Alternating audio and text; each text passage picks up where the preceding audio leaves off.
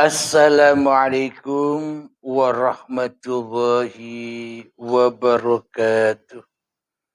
Bismillahirrahmanirrahim. Ashhadu an la ilaha illallah wa ashhadu anna Muhammadar Rasulullah. Allahumma salli ala Sayyidina Muhammad wa ala ali Sayyidina Muhammad. Rabbis rahli sadri wa yassir li amri wahlul 'uqdatam min lisani yafqahu qawli. Amin. Bismillahirrahmanirrahim.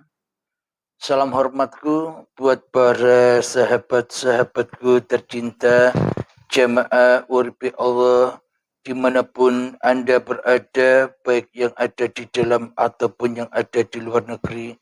Semoga kita semua senantiasa di dalam kebahagiaan, kesehatan, keberkahan di sisi Allah Subhanahu wa Ta'ala. Amin ya Rabbal Alamin. Sebelum kita mulai kajian di pagi yang indah ini, maka marilah kita kemahkan di dalam nyawa, kemahkan di dalam jiwa, kemahkan di dalam hati, kemahkan di dalam roh, kemahkan di dalam hidup kalimat-kalimat thayyibah. Subhanallah walhamdulillah wa la ilaha illallah wallahu akbar wa la hawla wa la quwwata illa billahil aliyyil azim. Alhamdulillahi rabbil alamin. Kali ini sebelum kita mengijak kajian, ada suatu pertanyaan dari sahabat kita yang ada di Malaysia. Mari kita perdengarkan bersama-sama. Waalaikumsalam Nak Alim. Saya Misran dari Malaysia. Terlebih dulu saya ucapkan terima kasih kerana mengizinkan saya mengikuti paparan-paparan Nak Alim dalam YouTube. Saya baru saja mula mengikuti paparan-paparan Nak Alim itu, dan saya dapati ianya memang sungguh baik, senang difahami dan mudah nampak apa yang Nak Alim cuba sampaikan. Alhamdulillah,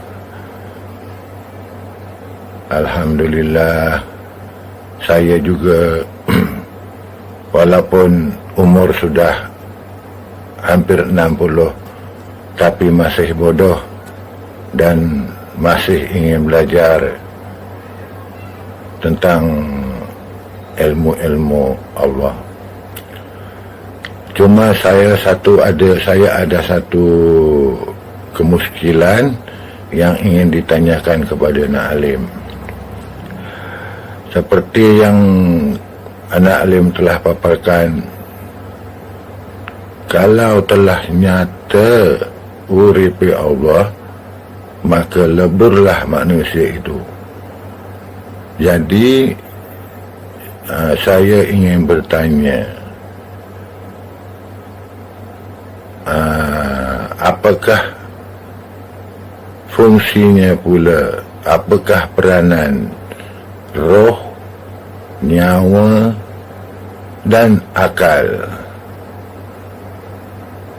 Semoga mendapat pencerahan dan Waalaikumsalam warahmatullahi wabarakatuh. Bismillahirrahmanirrahim.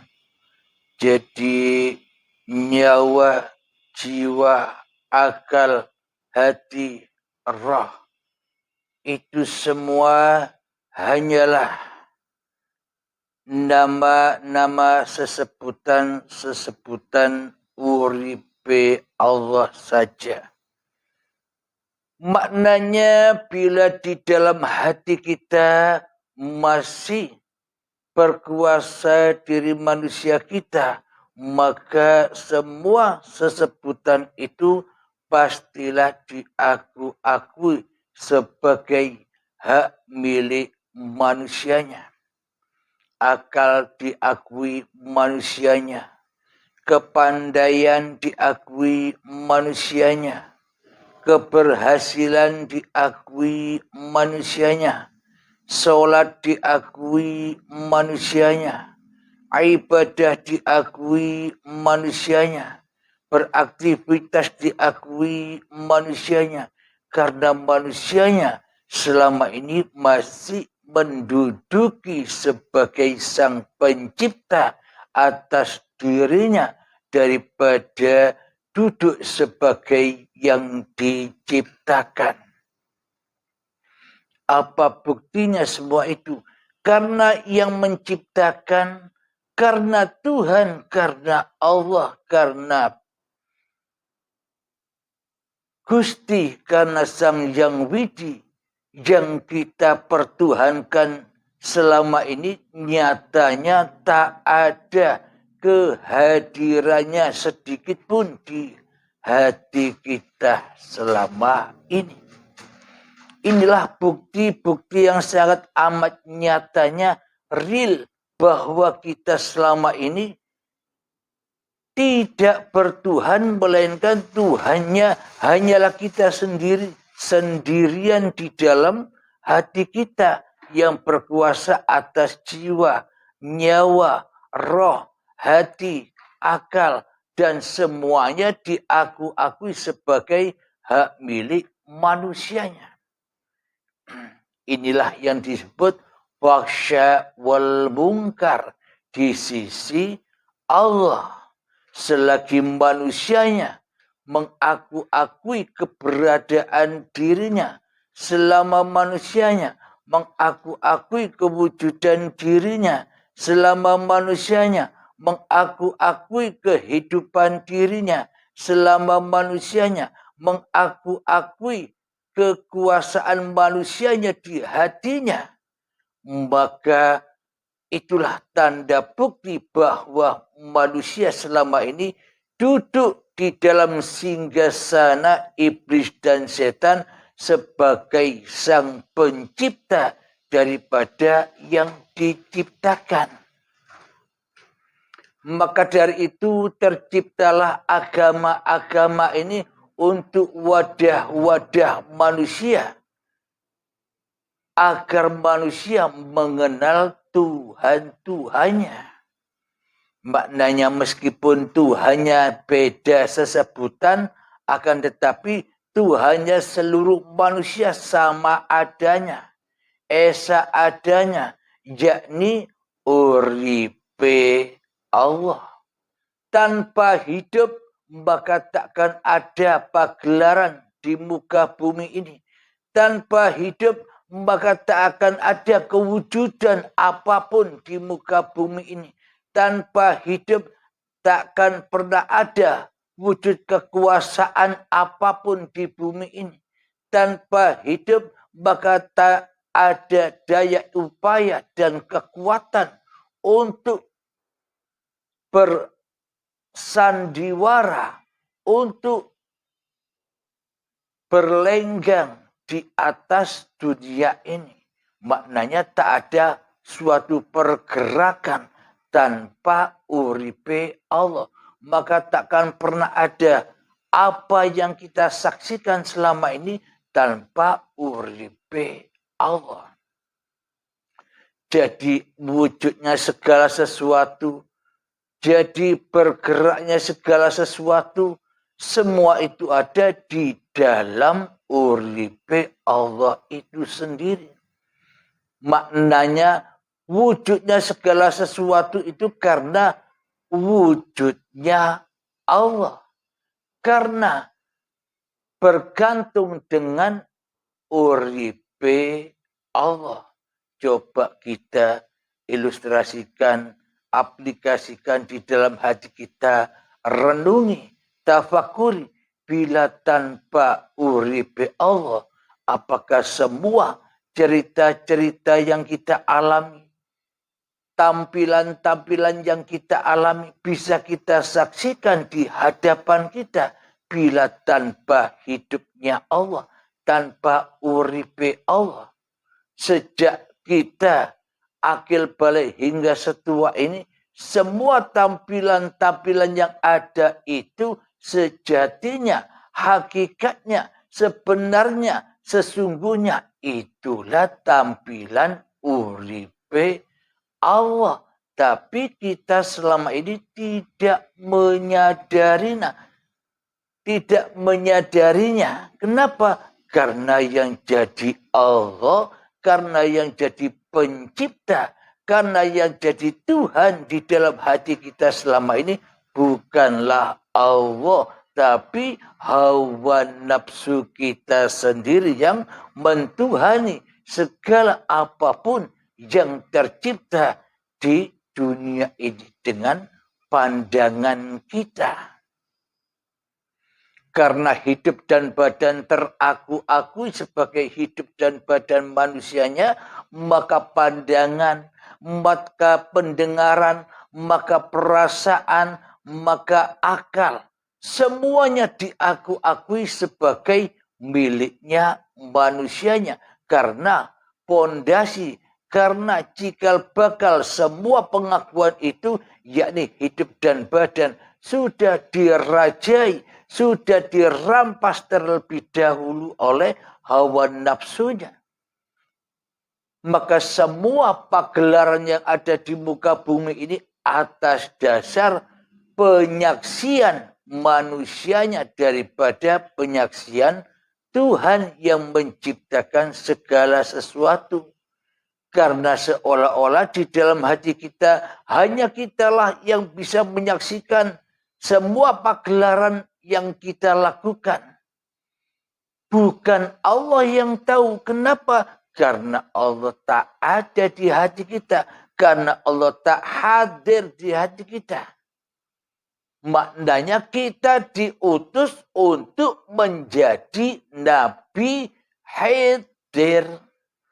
Maknanya ketika Allah sudah hadir, sudah nyata, sudah wujud, sudah hidup, sudah berkuasa atas diri kita, di hati kita, itulah hakikatnya Nabi hadir. Hadirlah Allahnya daripada manusianya, hancurlah manusianya daripada Tuhan yang berkuasa atas manusianya. Jadi yang disebut hadir itu bukan sosoknya Nabi yang selama ini kita bayang-bayangkan sosoknya. Maknanya bila hati kita sudah nyata kerajaan Allah, bila di dalam hati kita sudah nyata kekuasaan Allah, penglihatan Allah, pendengaran Allah, perkataan Allah, rasanya Allah, dan semua sudah dikuasai oleh Allah dengan kehadiran wujudullah, itulah yang dinamakan Nabi hadir. Maknanya manusianya sudah suci bersih, kembali ke alam kesejatiannya sebelum proses ini terjadi. Sebelum manusia menjadi Rasulullah, sebelum manusia menjadi utusan Allah, sebelum manusia menjadi pesuruh Allah, maka manusianya hancur lebur dulu. Maka manusianya kiamat dulu. Maka manusianya mati sebelum mati dulu. Setelah itu terjadi, maka manusianya akan selalu hadir, akan selalu nyata kewujudan Tuhannya daripada manusianya. Jadi diabadikan di dalam Al-Quran yang sering saya sebut, Muhammad, bukan kamu yang lempar, aku yang lempar. Inilah bukti bahwa Allahnya lebih hadir, lebih nyata, lebih wujud, lebih hidup, lebih berkuasa daripada Muhammadnya di hatinya. Inilah yang dimaksud sosoknya Nabi Khidir secara hati. Karena Allah itu mainnya main hati. Karena Allah itu yang dipandang hanya pandangan hati. Maka bila dikaji lewat sudut pandang syariat, ya kajiannya tentang raga, tentang sosok. Seolah-olah Nabi Khidir itu sosok manusia yang mempunyai kedudukan Nabi. Jadi selama ini kita hanya menyaksikan, menuduh Nabi Khidir itu sosok manusia.